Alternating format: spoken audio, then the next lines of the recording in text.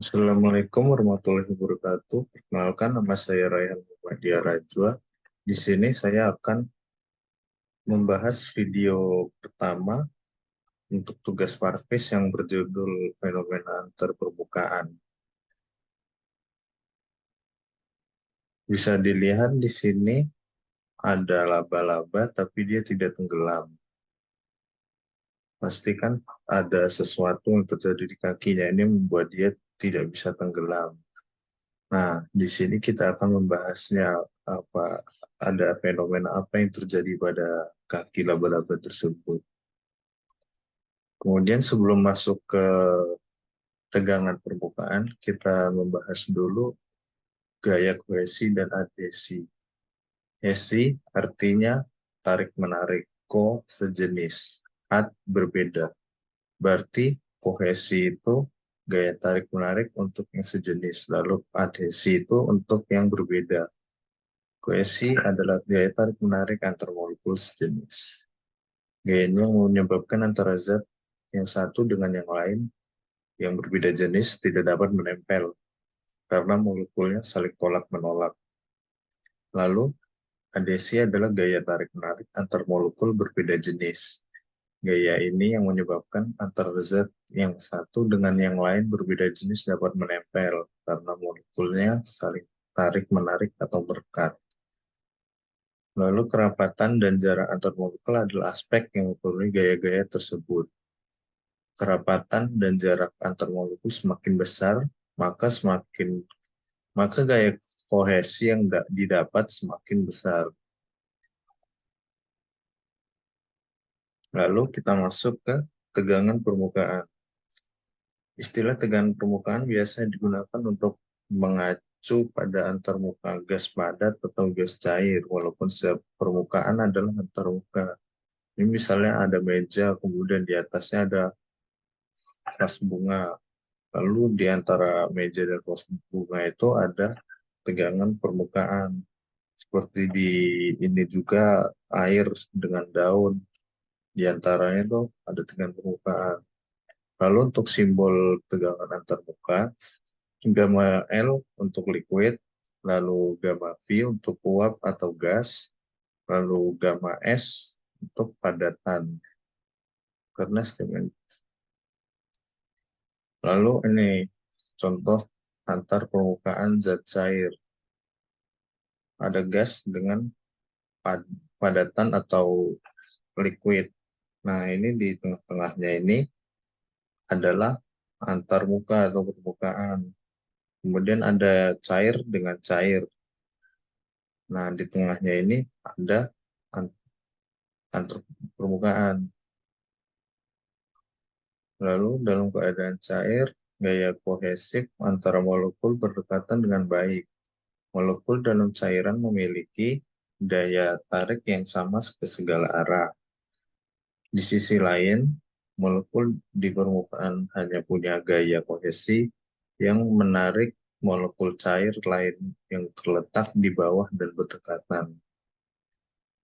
Mereka ini bisa memiliki gaya adhesi, tapi kalau gas gayanya itu kecil, efek yang ditimbulkan itu molekul permukaan cairan mengalami gaya ke dalam menuju massa. Akibatnya, gaya ini menarik molekul antarmuka bersama-sama sehingga kontraksikan permukaan dan menghasilkan tegangan permukaan.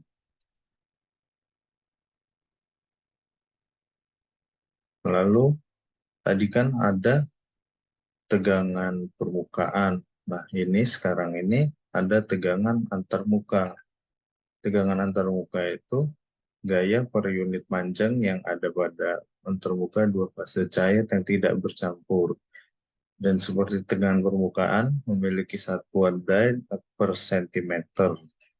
Meskipun semua tegangan dapat disebut tegangan antarmuka, tapi paling sering digunakan untuk gaya tarik-menarik cairan yang tidak dapat bercampur. Tegangan antarmuka bisa liquid-liquid atau antara dua solid. Tegangan permukaan biasanya istilah untuk liquid vapor gamma LV, lalu solid vapor gamma SW, itu untuk yang terhadap gas. Bila dua cairan benar-benar bercampur, maka tidak ada tegangan antar muka. Lalu ini untuk yang tegangan antar permukaan, tadi kan ada liquid-liquid ya. Kemudian ini gamma air minyak. Lalu kalau ini tegangan permukaan, dia karena gas dengan liquid. Ini yang tadi. Kemudian ada rumus energi bebas permukaan. Gamma F per 2 L. Kemudian bisa dilihat di sini contohnya di bisa dilihat contohnya di sini kalau sebuah panjang dari bar L itu 5 cm dan massa yang diperlukan untuk menghancurkan sabun itu 0,50 gram. Berapa tegangan permukaan sabun yang diperlukan? Lalu bisa kita gunakan rumus yang ini, YE. Gamma sama dengan 0,50 M-nya dikali G-nya itu gravitasi 981 cm per sekon per 2L, di mana L-nya di sini 5, karena dikali 2 jadi 10. Kemudian hasilnya didapatkan 49 dyne per centimeter. Baik, sekian dari saya. Wassalamualaikum warahmatullahi wabarakatuh.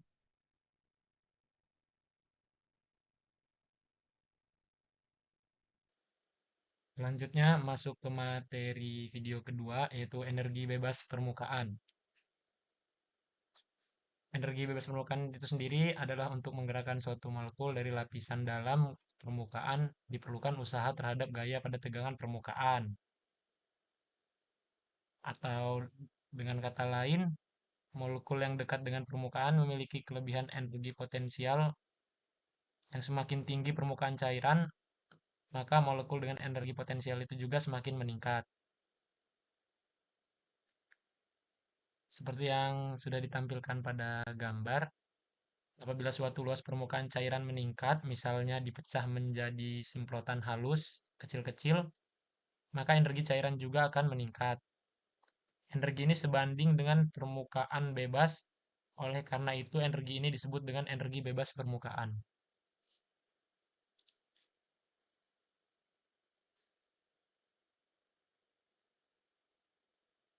Cairan pada normalnya akan memposisikan diri membentuk luas permukaan yang minimal.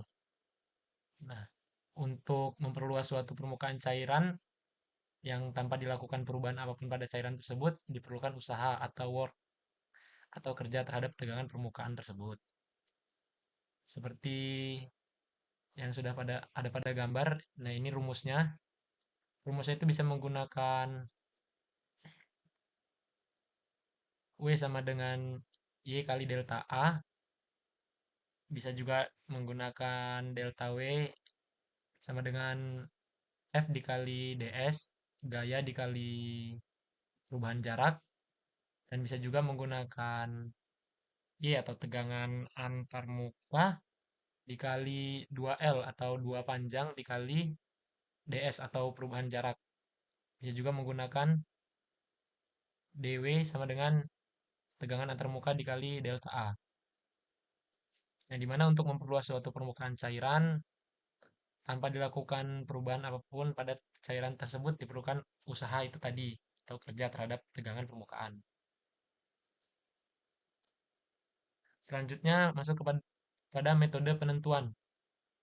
Yang pertama itu ada metode pipa kapiler. Metode ini didasarkan pada kenyataan bahwa bila sebatang pipa kapiler dimasukkan ke dalam cairan, maka permukaan cairan dalam pipa akan naik atau turun karena adanya gaya kohesi dan adesi antar cairan dan dinding pipa kapiler.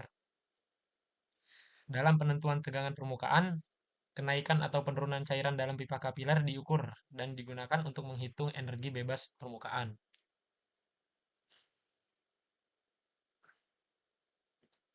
Nah, ini adalah rumus metode penentuan pipa kapiler.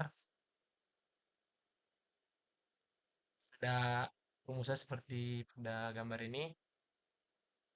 Y atau tekanan antar muka sama dengan setengah jari-jari dikali tinggian cairan pada pipa kapiler, dikali massa jenis cairan, dan dikali dengan gaya gravitasi. Selanjutnya ada metode yang kedua, yaitu metode tensiometer Dunoy, yang digunakan untuk mengukur tegangan permukaan ataupun tegangan antar muka. Prinsip dari metode tensiometer Dunoy ini sendiri adalah gaya yang diperlukan untuk melepaskan cincin platina iridium yang dicelupkan pada permukaan atau antarmuka sebanding dengan tegangan permukaan atau antarmuka cairan tersebut. Jadi dia cincin platina iridium. Nih.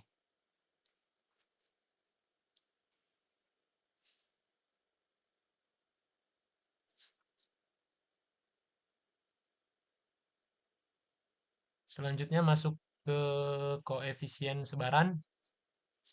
Apabila suatu zat dituangkan ke atas permukaan air, dapat terjadi dua macam kejadian, yang mana zat tersebut bisa menyebar atau zat tersebut tidak menyebar. Terjadi dua macam kejadian itu, yaitu karena pengaruh kohesi dan adesi. Zat tersebut akan menyebar apabila gaya adesi lebih besar daripada gaya kohesi.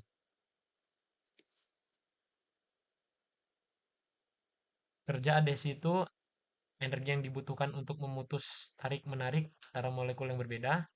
Sedangkan kalau kerja kohesi itu energi yang dibutuhkan untuk memisahkan molekul-molekul cairan yang menyebar sehingga bisa mengalir ke cairan lapisan yang paling bawah.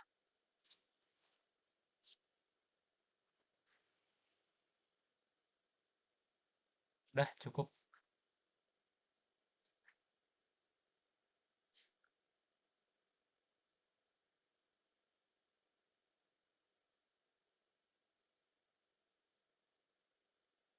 Masuk selanjutnya kepada Mufti.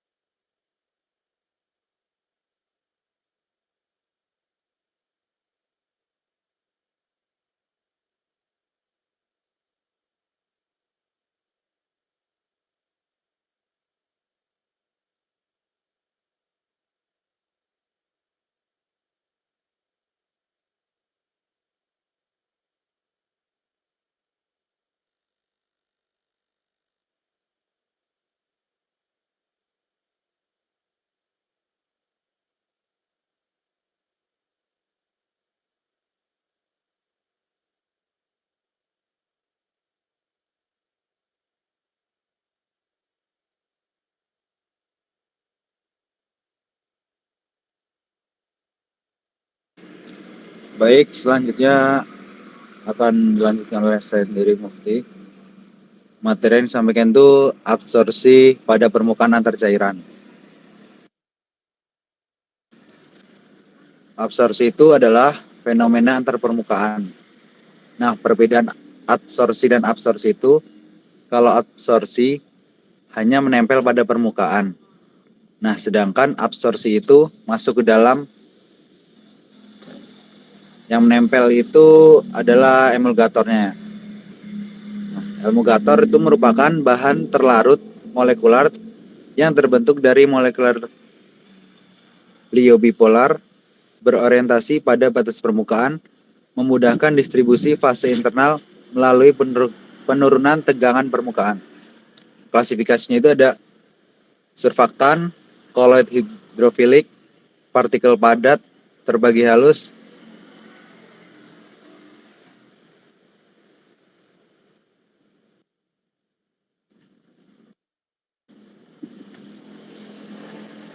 surfaktan aktif agen itu molekul amfifil, molekul atau ion yang terabsorpsi pada permukaan. Klasifikasi berdasarkan sifat kimia emulgator itu yang pertama ada anionik, yang kedua kationik, yang ketiga non-ionik, yang keempat amphoter, yang kelima emulgator kompleks.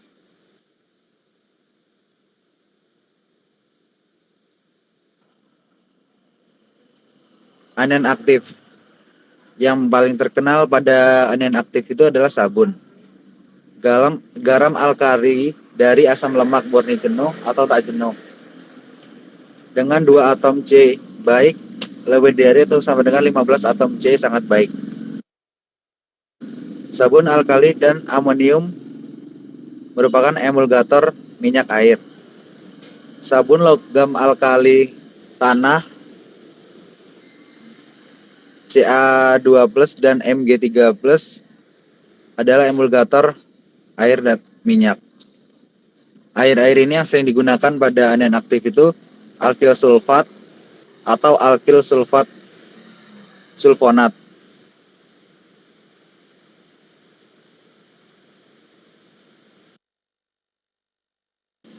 Nah, berikutnya kation aktif.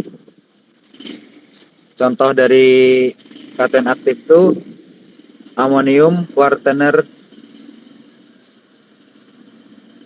Itu merupakan sabun invert atau kuat, merupakan surfaktan kuat tetapi bukan pembersih.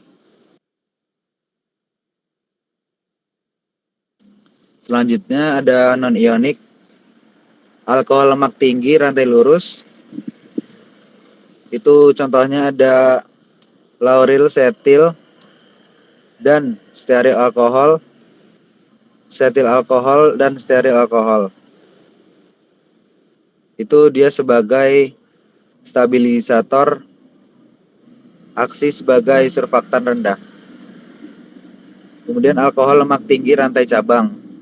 Contohnya itu ada seperti di gambar itu. Yang ketiga alkohol stearin. Contohnya ada di gambar yang tertera pada PPT.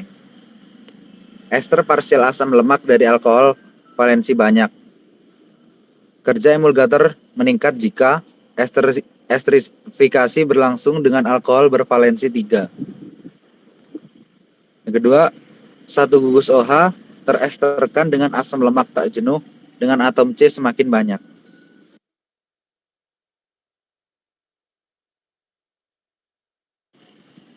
Kemudian ada amphoter. Amphoter merujuk pada zat yang dapat bereaksi sebagai asam atau basa. Hal ini dapat terjadi karena suatu zat memiliki 2 gugus asam dan basa sekaligus, atau karena zat tersebut memang mempunyai kemampuan seperti itu. Zat amphoter yang umum adalah asam amino, protein, dan air. Kemudian ada emulgator kompleks. Emulgator kompleks itu emulgator yang terdiri dari campuran emulgator minyak air dan air minyak. Bekerja menurunkan tegangan antar permukaan lebih kuat daripada individunya. Emulsi mudah dihasilkan dan sangat stabil. Contohnya itu ada setil steril alkohol dan cremopor A padat R, atau dengan twin 60R.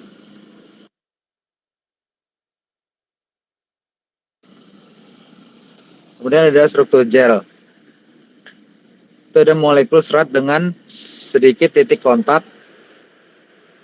Kemudian molekul serat dengan lebih banyak titik kontak. Kemudian molekul serat dengan posisi paralel. Kemudian ada juga struktur partikel laminar, struktur partikel jarum, dan struktur partikel steroid.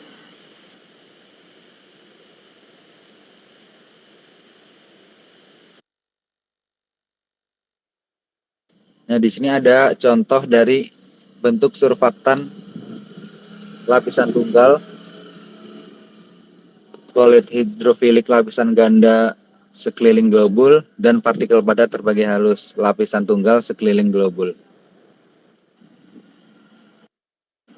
Terima kasih dan akan dilanjutkan oleh Kak Adila.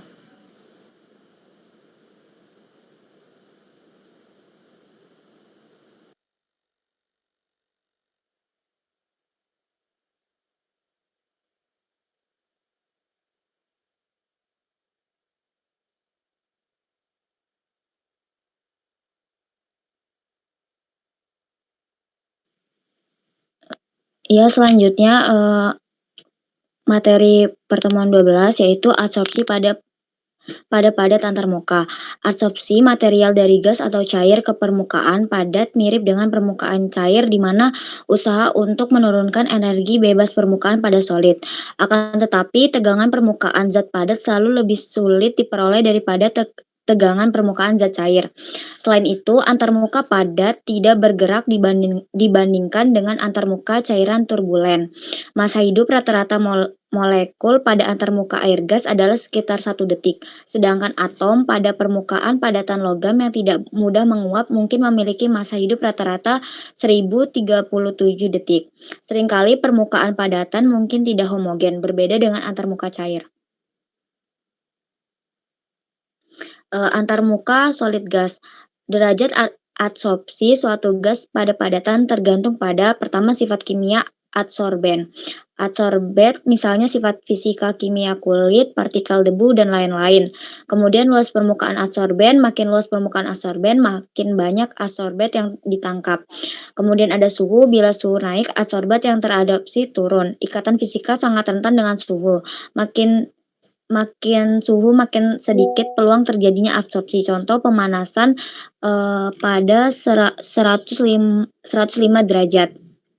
Kemudian tekanan parsial di mana pada lingkungan tinggi gas makin banyak dipaksa terabsorpsi. Oleh karena itu untuk menghilangkan absorpsi dapat dilakukan dengan vakum.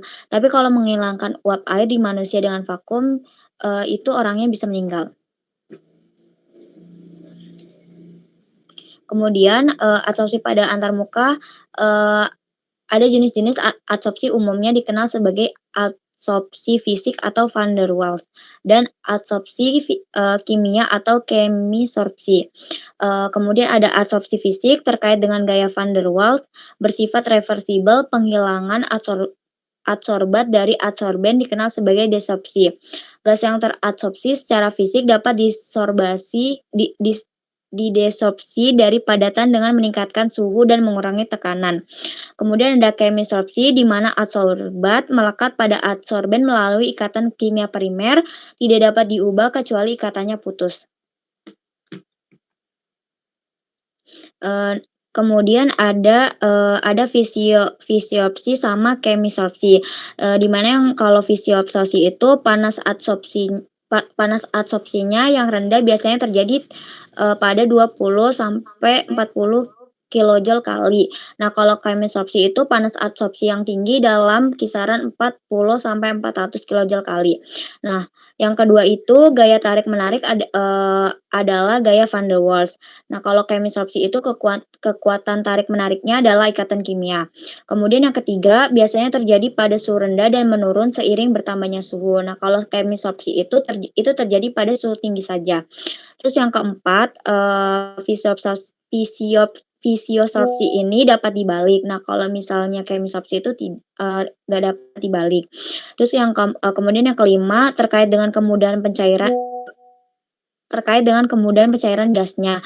Nah, kalau chemisorpsi itu tingkat absorpsinya itu umumnya tidak terkait dengan pencairan gas.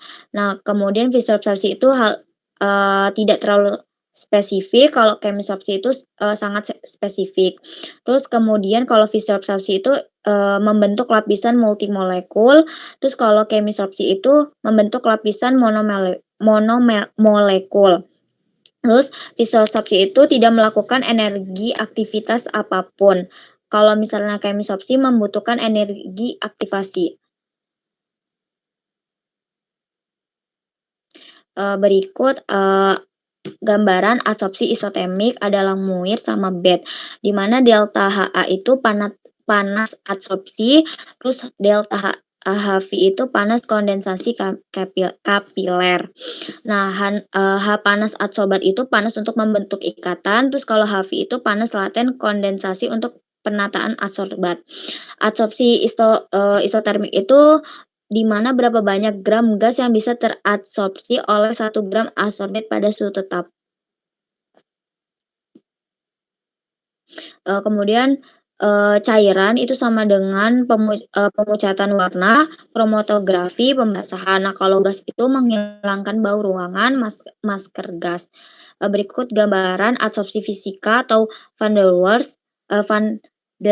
der Waals sama adsorpsi kimia, di mana adsorpsi isotermik gas pada permukaan zat pada zat padat X, di mana X itu jumlah gas teradsorpsi per satuan massa, M itu adsorben.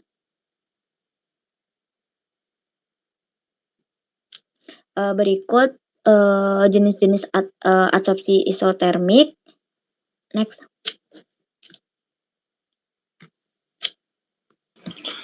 Baik, untuk selanjutnya ini merupakan contoh isotermik dari Lamuir sama dari bed. Kalau isotermik dari Lamuir ini dia bakal terbentuk satu lapisan yang konstan yang terjadi karena ada panasnya kondensasi. Sedangkan kalau pada bed itu nanti dia akan terbentuk 2 lapisan atau bahkan sampai 3 lapisan. Next. Selanjutnya ada adsorpsi isotermik uap air. Jadi pada suatu penelitian tentang pati gandum, saat pati gandum dipanaskan, maka kadar air pada pati gandum itu akan semakin berkurang. Ini terjadi karena ada proses penguapan. Pada kejadian ini, proses desorpsi besar daripada proses adsorpsi itu dikarenakan saat proses desorpsi kristal air yang menempel pada pati itu akan ikut terlepas atau menguap saat suhunya dinaikkan atau suhu panas. Next.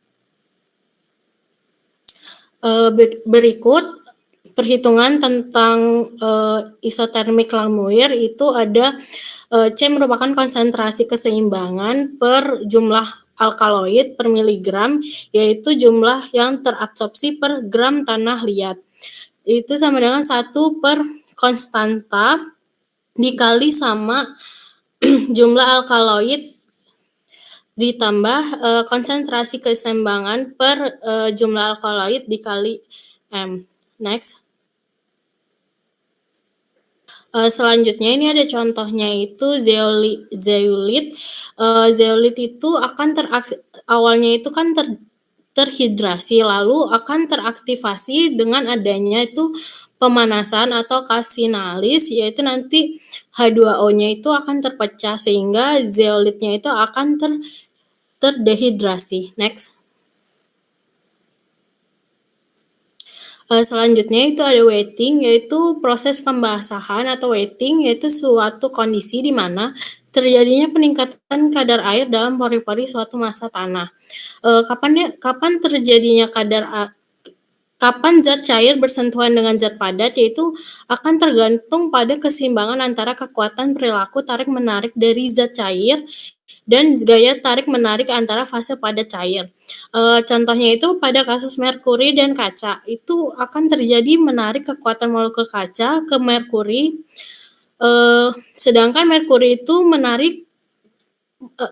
tarik-menarik antar molekul. Lalu kalau merkuri sendiri itu akan berkumpul sebagai asetetes bola tunggal.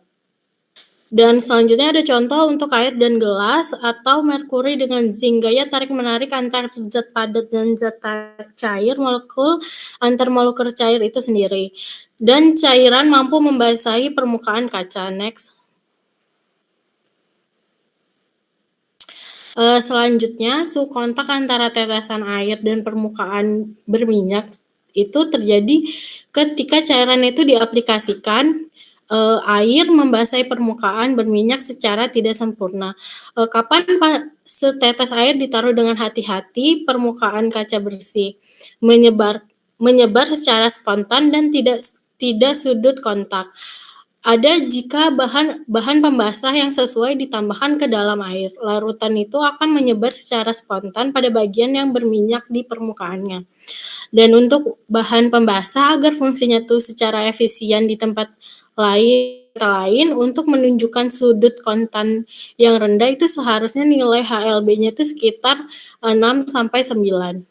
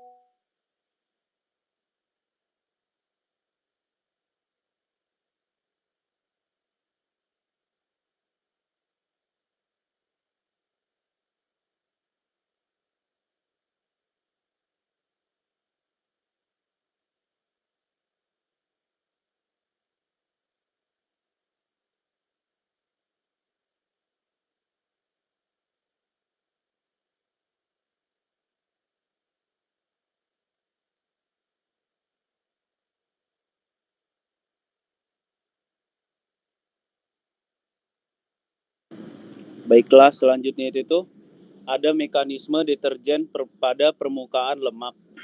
Di sini nih surfaktan memiliki kepala yang polar dan juga ekor yang non-polar, di mana ekor akan terlarut pada lemak yang mengambil prinsip dissolve life, di mana lemak terbelah karena anion-anionnya, sehingga terbentuknya bola-bola yang larut ke dalam air, sehingga terjadinya proses suspensi. Next. Nah, ada senyawa yang terabsorpsi di sini nih. Artinya adanya tegangan antarmuka yang tinggi. Di sini kita jika ingin menurunkan senyawa organik atau kita harus menambahkan senyawa organik agar tegangan agak turun sedikit. Atau juga kita bisa menambahkan surfaktan yang benar, maka penurunan tegangan antarbuga mengalami penurunan yang sangat drastis. Next.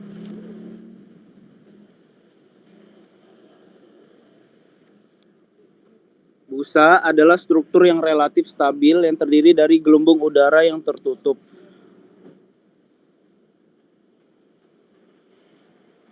Dispersi gas dalam cairan distabilkan oleh bahan pembusa. Setiap larutan yang surfaktan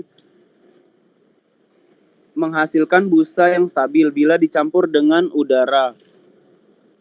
Busa akan menghilang saat air menjauhi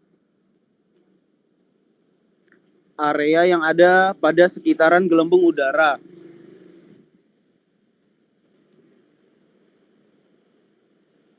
Di saat area itu menjauh, maka busa akan pecah. Next.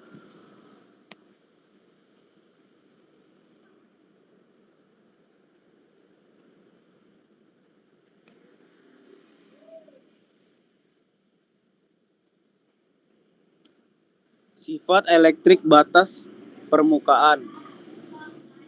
Ini nih bisa pada di zat padat atau di zat yang cair. Misalnya air ditambah dengan senyawa. Biasanya senyawa yang digunakan ini NaCl. Na yang bermuatan plus dan Cl yang bermuatan min, maka partikel memiliki muatan karena memiliki gugus yang ionik. Next.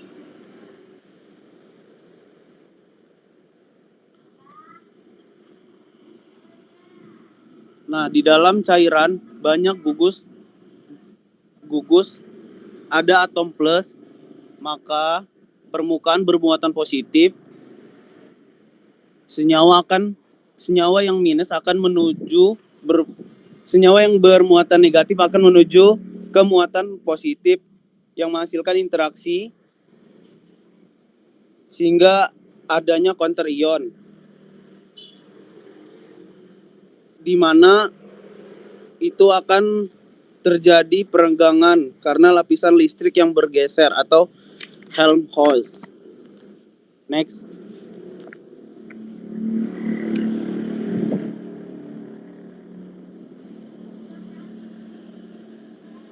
Next.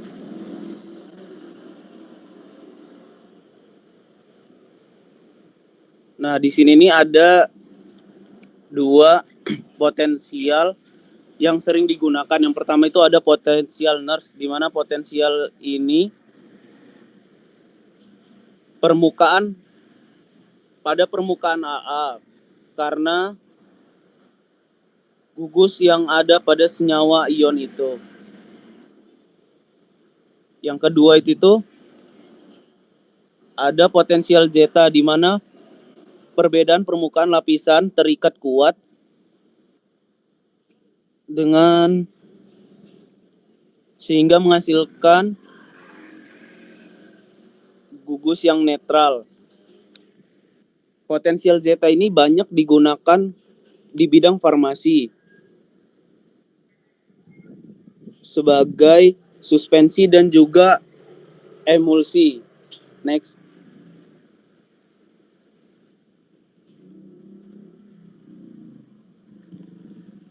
Fungsi dari potensial zeta ini nih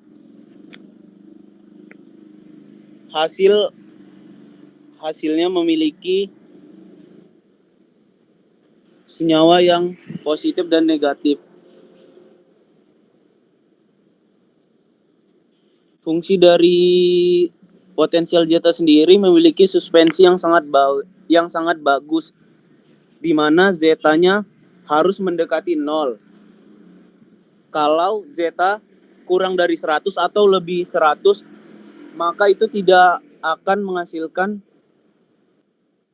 suspensi yang stabil. Di situ maka akan terjadinya yang namanya caking. Terima kasih.